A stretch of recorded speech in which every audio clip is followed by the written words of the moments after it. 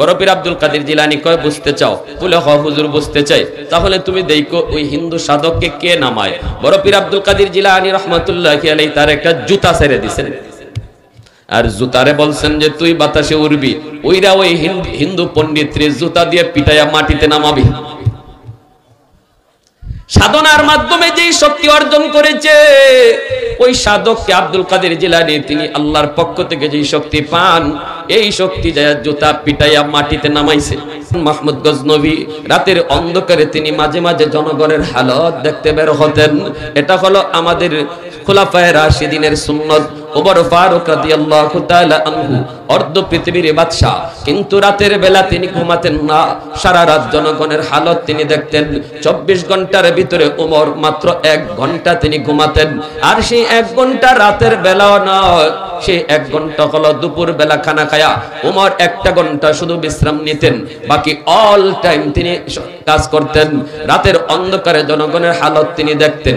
ভাইরা বন্ধুরা, সুলতান মাহমুদ গজনবী ইনিও রাতের বেলা জনগণের হালত দেখতেন। একদিন বের হয়েছেন সঙ্গে তার সেক্রেটারি আয়াজ, সেক্রেটারিকে সাথে নিয়ে তিনি বের হয়েছেন। যাইতেছেন যাওয়ার পথে তিনি দেখেন একটা ছোট্ট ভাঙ্গাচোরা মাদ্রাসা। এই ছোট গ্রামের মাদ্রাসা, অল্প কজন হাফেজে কোরআন পড়ার জন্য তারা বাতি জ্বালানোর চেষ্টা করে, কিন্তু বাতি তো জ্বলে না।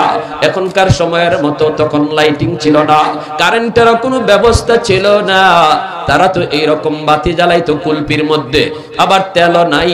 আবার তারা এই আগুন জ্বালাইতো কেমনে? পাথরে ঘষায়া একটু আগুন জ্বালায়, কুলপির মধ্যে আগুনটা ধরে। হঠাৎ করে একটা ধমকা বাতাস আইসা আগুনটা আবার নিভায় দেয়।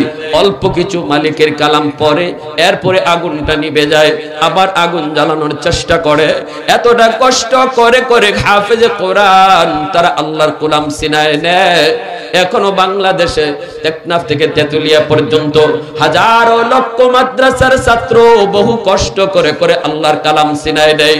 আমি আর আপনি যখন রাতে ঘুমাই, তাহাজ্জুদের সময় কোরআনের পাখিরা ঠান্ডার মধ্যে ওযু কইরা আমার আপনার মালিকের কালাম নিয়ে বসে যায়। জানুয়ারি মাসে কয়েক বছর আগে ফজরের আগে একটা ভূমিকম্প হয়েছিল 7.0 উপরে। এত বড় মাত্রার ভূমিকম্প তাইওয়ানে হয়েছে। গোটা তাইওয়ান ধ্বংসস্তূপে পরিণত হয়েছে। 5 তলা 10 তলা 3 তলা কোন বিল্ডিং দাঁড়ায় থাকতে পারে নাই, অথচ বাংলাদেশে একটা বিল্ডিংও পড়লো না। এত বড় মাত্রার ভূমিকম্প হলো, এরপরও বাংলাদেশের তেমন ক্ষতি হলো না। কারণটা কি? সময়টা ছিল তাহাজ্জুদের টাইম, যেই টাইমে আমি আপনি ঘুমে। কিন্তু টেকনাফ থেকে তেতুলিয়া হাজারো লক্ষ হাফেজে কোরআন তখন কোরআন তেলাওয়াতে মগ্ন। আর একটু জোরে বলেন আল্লাহু আকবার। মুসলমানের আওয়াজে কোন আল্লাহু আকবার। প্রশংসা করব কার? আর একটু জোরে কার? আলহামদুলিমান কাদ্দারা খাইরান ওয়া খাবালা। আলহামদুলিমান কাদ্দারা খাইরান ওয়া খাবালা ওয়া শুকরু লিমান সাওয়ারা হুসনান ওয়া জামালা। ফরদুন সামাদুন আন সিফাতিন খালকি বারিউন রব্বুন আযালিয়ুন খালাকাল খালকা কামালা। লা জিদ্দা ওয়ালা নিদ্দা ওয়ালা হাদ্দা লিমাওলা। লা জিদ্দা ওয়ালা নিদ্দা ওয়ালা হাদ্দা লিমাওলা। আল আনা কামা কানা ওয়ালাম ইয়ালকা যাওয়ালা। আল আনা কামা কানা ওয়ালাম ইয়ালকা যাওয়ালা। মহব্বতের সাথে আওয়াজ দিয়া কোন আল্লাহু আকবার। আর একটু জোরে আল্লাহু আকবার। সুলতান মাহমুদ গজনবী এই দৃশ্য দেখার পর তার কলিজায় ব্যথা লাগলো। হাফেজে কোরআন যাদের ওসিলায় আল্লাহ আমি সুলতানকে টিকায় রাখলো, আমার রাজত্ব টিকায় রাখলো, উলামায়ে কেরামের ওসিলায় আল্লাহ জগৎ টিকায় রাখলো। এই ছোট ছোট বাচ্চাগুলি তারা বসতে পারে না, বসার জায়গা তাদের নাই। কোরআন শিখবে ব্যবস্থাটা তাদের নাই। বাদশা তখন বলতেছে সেক্রেটারিকে, আমার হাতে একটা শাহী হারিকেন আছে, এই হারিকেনটা তুমি ওদেরকে দিয়ে দাও, শাহী হারিকেনটা ওদেরকে দিয়ে দাও। আয়াজ যায়া হারিকেনটা তাদেরকে দিয়ে দিল। ছাত্ররা প্রচন্ড খুশি হলো, খুব খুশি হলো। এখন আর বাতাসে ওদের বাতি নিবায় না, আল্লাহর কোরআন পড়ার কাজে মগ্ন হয়ে গেল। এই ভালো একটা কাম কইরা সুলতান মাহমুদ গজনবী বাড়িতে ফিরলেন, রাজভবনে বাসভবনে ফিরলেন। এই রাতে ঘুমান, স্বপ্নে দেখেন মরুর দুলাল আমার আপনার নবী সরওয়ারে দু জাহান স্বপ্নে তার সাথে দেখা করেছেন। আল্লাহর নবী কয়, মান রাআনি ফিল মানাম ফাকাদ রাআনি ফা ইন্না শাইতানা লা ইয়াতামাসসালু বি। নবী কয়, যদি কেউ তোমরা স্বপ্নে আমি নবীকে দেখো, মনে করবা বাস্তবেই আমাকে দেখেছো। কারণ শয়তান আমার মতো হতে পারে না, আমার সাদৃশ্য ধরতে পারে না। নবীকে যে স্বপ্নে দেখলো তার জন্য জান্নাত ওয়াজিব হয়ে যায়, জাহান্নাম হারাম হয়ে যায়। আল্লাহর নবীকে স্বপ্নে দেখার ইচ্ছা মনের ভিতরে আসেনি না নাই? কার কার আছে একটু দেখান তো হাতটা। আল্লাহ তুমি কবুল করো, জোরে বলি আমিন। একটা আমল বলে দেই, বেশি বেশি দুরূদ শরীফ পারবো ইনশাআল্লাহ। অন্তত ঘুমানোর আগে 100 বার দুরূদ শরীফ। এখন থেকে কেউ যদি রেগুলার এই আমলটা করেন, মৃত্যুর আগে ঘুমানোর আগে যদি 100 বার দুরূদ শরীফ পড়ে আপনি ঘুমাইতে পারেন রে যুবক, আল্লাহ একদিন না একদিন স্বপ্নে নবীর সাথে দেখা করায় দিবেন।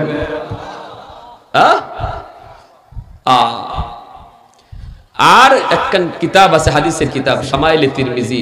ওই কিতাবে আমার নবীর বিবরণ, নবীজির চেহারা কেমন, বডি কেমন, চুলগুলি কেমন, এগুলা লেখা আছে। পারলে বাংলায় কিনবেন, পাওয়া যায়। বইটা আপনি বেশি বেশি পড়বেন। আর রাসূলের চেহারাটা কেমন ছিল, নবীজির চোখ মোবারক কেমন ছিল, নবীজির ভ্রু মোবারক কেমন ছিল, একটু বেশি বেশি পড়বেন। যারা নবীকে স্বপ্নে দেখতে চান, যদি এটা আপনার প্রকৃত নিয়ত থাকে, পুরা ইরাদা থাকে, আপনি এই কিতাবটা পড়া প্রতিদিন পড়বেন। আর ঘুমানোর সময় দুরূদ শরীফ পড়বেন। আল্লাহ স্বপ্নে অবশ্যই নবীকে দেখাইয়া দিবেন। পারবো না ইনশাআল্লাহ? আল্লাহ নবীর স্বপ্নে এসে ওই বাদশা সুলতান মাহমুদ গজনবী স্বপ্ন যুগে মায়ারা নবী তার সাথে দেখা দিয়া বলতেছেন, ইয়া ইবনা সুবুরতুগিন, ও সুবুরতুগিনের ছেলে। সুলতান মাহমুদ গজনবীর বাবার নাম ছিল সুবুরতুগিন। ও সুবুরতুগিনের ছেলে, আযাকাল্লাহু ইয়াউমাল কিয়ামা কামা আযাস্তাল ইয়াওমা ওয়ারিসি। আজ তুমি আমার ওয়ারিসদেরকে যেইভাবে সম্মান করেছো, কিয়ামতের মাঠে যেন আল্লাহ তোমাকে ওইভাবে সম্মান করে। সুবহানাল্লাহ। নবী তার জন্য দোয়া করেছেন। সুলতান মাহমুদ গজনবী আরবি ভাষা তিনি বুঝতেন না, কিন্তু তিনি কথাগুলা ইয়াদ রাখছেন। স্বপ্ন ভাঙ্গার পর, ঘুম থেকে উঠার পর পেশাবের কাছে গেলেন, যা বলেন, হুজুর স্বপ্নে আমি আল্লাহর নবীকে দেখেছি, নবীকে দেখে আমি দেখেছি নবী এই দোয়া করছেন, কিন্তু কি বলছেন আমি বুঝি নাই, কিন্তু এইভাবে আমার দোয়া করছেন। পেশাব বলেন, আজ রাত তুমি কি করছো? কয়েকজন হাফেজে কোরআনকে আমি পড়াশোনার জন্য একটা বাতির ব্যবস্থা করে দিছি। পেশাব কই, বাবা আমার কাছে কয়েকদিন আগে প্রশ্ন করেছিলা, হাফেজে কোরআন উলামায়ে কেরাম কেমন করে নবীর ওয়ারিস হয়? এই প্রশ্নের জবাব আল্লাহর নবী আজকে নিজে তোমারে দিবেন। সুবহানাল্লাহ, জোরে কও। প্রশ্ন করেছিলাম আমার কাছে, আমি জবাব দেই নাই। আমি বলেছিলাম আল্লাহ এর জবাব তোমাকে দিয়ে দিবেন, আজকে জবাব পেয়ে গেছো। মায়ার নবী নিজের মুখে হাফেজে কোরআনকে ওয়ারিস বলেছেন। আল্লাহু আকবার। উলামায়ে কেরামকে নবী নিজের জবানে ওয়ারিস বলেছেন। আর বলেছেন তুমি তাদেরকে যেইভাবে সম্মান করেছো, নবীর ওয়ারিসকে যেইভাবে সম্মান করেছো, কিয়ামতের ময়দানে আল্লাহ যেন তোমাকে এইভাবে সম্মানী বানায়। আল্লাহু আকবার, সুবহানাল্লাহ। এজন্য শামসুল হক ফরিদপুরি রহমাতুল্লাহি আলাইহি ইনি বলতেছেন, বাবারে ওই সে পিছনে পিছনে যায়, কিন্তু এই মানুষগুলি কারা, কি এদের পরিচয় কিছু জানে না। সামনের দিকে যাইতেছে, মাঝের মনের ভিতরে ভয়, এরা কারা, কি এদের পরিচয়। সামনের দিকে যায়, যাইতে যাইতে দেখে বাড়িতে যাওয়া মাত্রই মানুষগুলি আর দেখা যায় না। ওই মানুষগুলি আর হুজুরের ডানে পাবে নাই। সামনে যারা হুজুরকে রাস্তা দেখায় দেখায় নিত, মন্ত্রী মিনিস্টার যেভাবে গেলে পড়ে সংবর্ধনা দিয়া নিয়ে নেয়, এই মানুষগুলি তার সামনে দিয়া এইভাবে তার সংবর্ধনা দিয়া নেয়। কিন্তু এরা কারা, কি এদের পরিচয়, এই কথা তো মাঝি জানে না। বাড়িতে ঢুকা মাত্রই সে সালাম দেয়, আর কেউ নাই। হুজুর বলতেছে, বাবা তুমি কোত্থেকে? কয়, হুজুর আমি আপনার পিছনে পিছনে আসছি। কেন আসছো? কয়, দেখার জন্য। কি দেখছো? মাঝে চোখের পানি সেরা। কয়, হুজুর আমি আপনাকে নামাইলাম একা, কিছু দূর পর আসতে এদিকে আপনার সাথে শত শত মানুষ। এরা কারা, এদের পরিচয় কি গো? এখন তারা কোথায় গেল একটু আমাকে বলেন। এখনো আমার কলিজাতে পানি নেই, এখনো আমি ভয় পাইতেছি। আল্লাহর ওলি সাথে সাথে তখন তার বুকে জড়ায় দইরা বলতেছেন, বাবা আমি সব তোরে বলবো, দেখি যখন ফেলেছো আমি সব তোমাকে বলবো, কিন্তু এর আগে ওয়াদা দাও আমার জীবদ্দশায় কারো কাছে এই কথা বলবা না।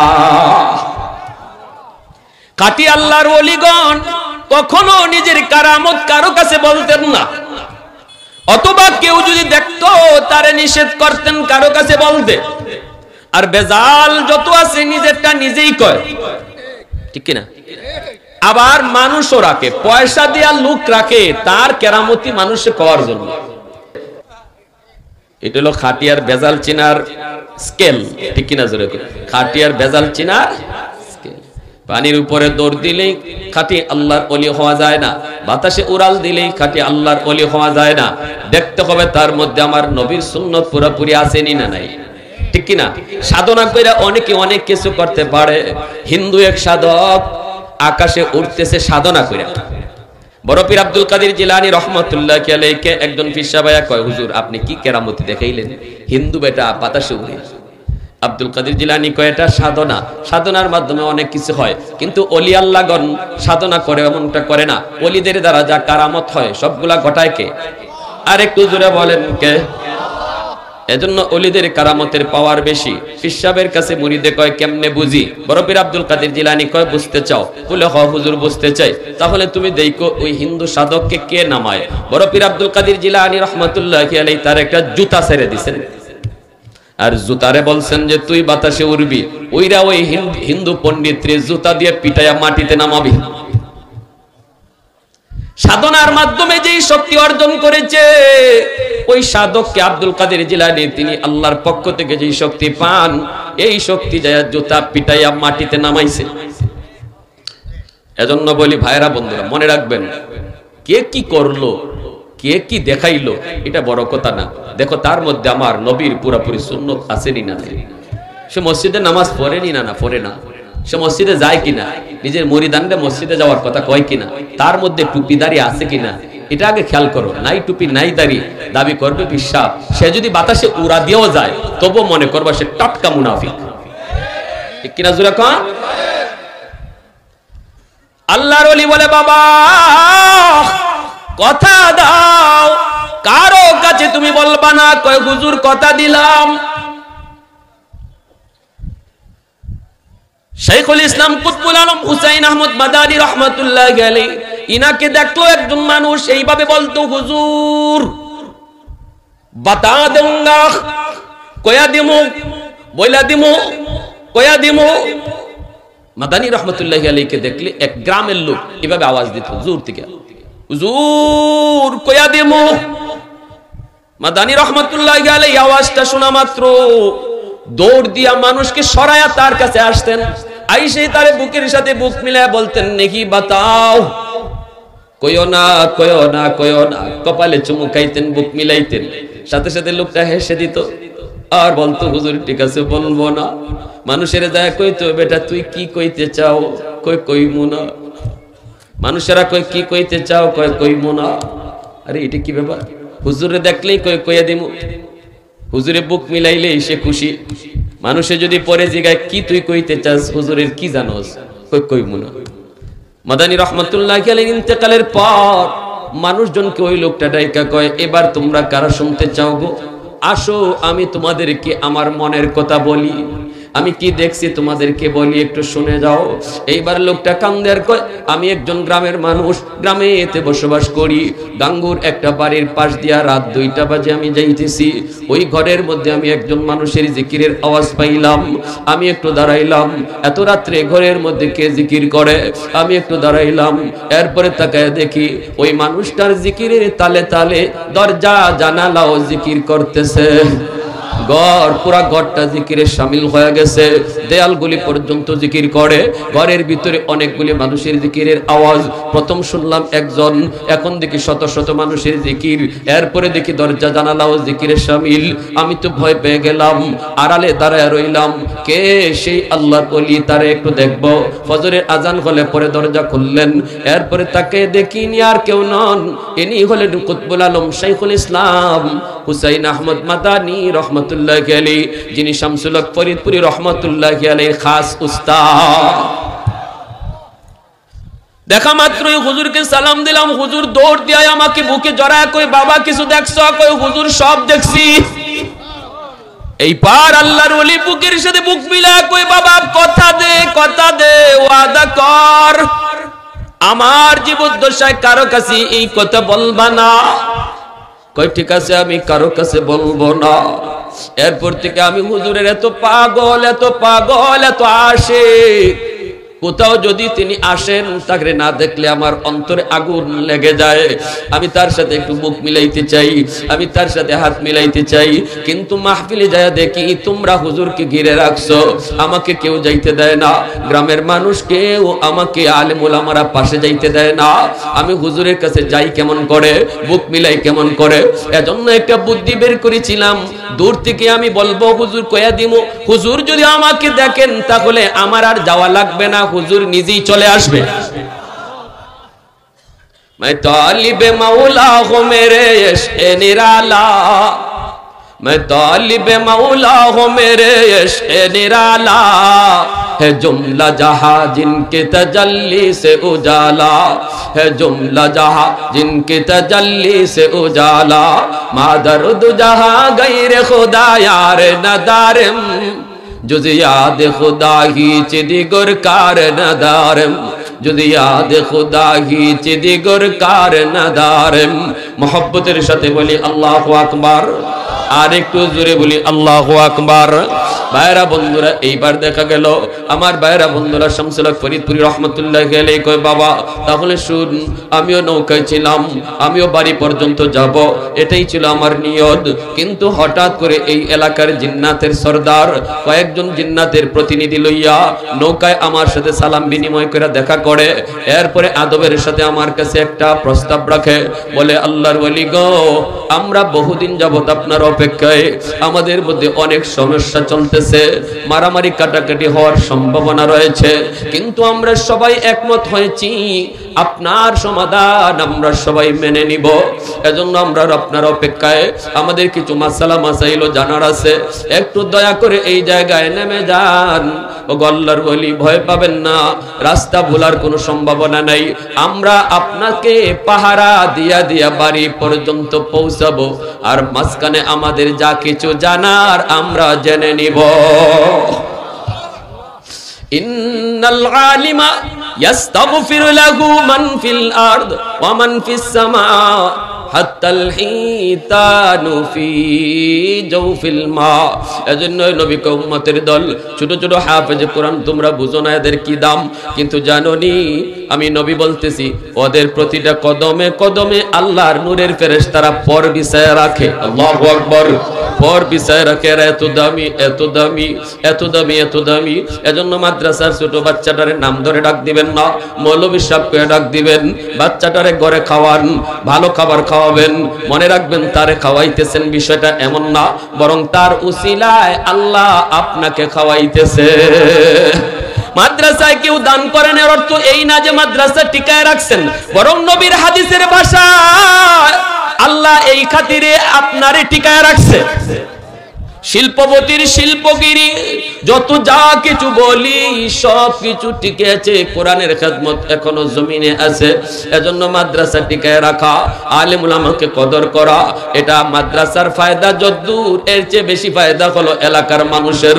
এজন্যই নবী কয়, আল্লাহ বলে ওয়ানুনাজ্জিলু মিনাল কুরআন মা হুয়া শিফাউন ওয়া রাহমাতুল লিল মুমিনিন।